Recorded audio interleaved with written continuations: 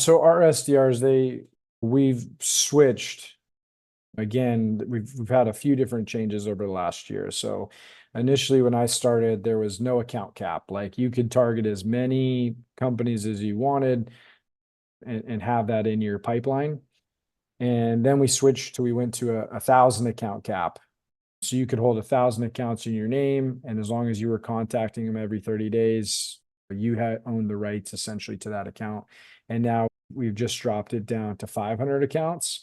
I think it's really hard. Even that's a lot, right? If you're really Mm. strategically trying to reach out to companies and have relevant messaging, it's still a lot of people, but we've gone down a lot. At one point, there people had 3 or 4 thousand different accounts in their name and would send them an email every month and hope that it inbounded and get credit for it. And now we've just tried to go to a lot more strategic approach where people own those. And we've also invested into, again, like 6 cents. I think that will help us to contact the right people at the right time with their intent data that they use and have a lot more thoughtful strategic approach versus just spraying and praying and holding on to as many accounts as you can and sending out the same emails and just hoping that someone responds back because they're either pissed off at their current company or now they're evaluating stuff and looking at different options. I don't think that type of approach is really that great in today's day and age anymore. It's typically around there, 15 to 20 touch points. I think one thing we do too, we've created someone that's in charge of creating those different campaigns and sequences for outreach, the different messaging. So some of it we've automated, and then we've also built in steps where the SDR has to personalize it. So they can't move it to the next step without trying to do some type of research and having personalization. So we've also built that into the steps. In the past, I've seen where it's someone would enroll someone into a sequence and the entire thing would just be automated and all they have to do is call and then the emails go out, but there's no unique or personalized messaging. And so that's something that we've changed to where, yes, there's some kind of standard emails in there, but also built-in personalization just to make it unique in some of those different steps in the 15 or 21 day outreach.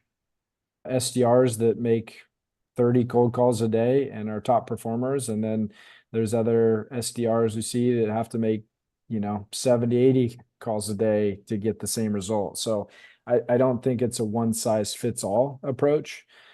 I think consistency is key. And I think understanding your funnel and metrics. So certain things we track is how many dials and emails have you sent out each day? How many connects have you had? How many conversions or decision makers have you talked to, and how many of those converted to a meeting booked and an interested opportunity? And so I think one is just knowing your numbers. Like in sales, you Mm. got to know your pipeline. And I think the most unfair treatment is fair treatment of unequals, right? Not every single person is the same. And one thing I do as a manager is look at each person's funnel, look at their conversion rates and their metrics, and then coach to that. If someone is really good and has really high conversion rates and they can get away with 30 dials and have great success with that, then by all means, keep doing what you're doing or increase activity and maybe you get a higher result.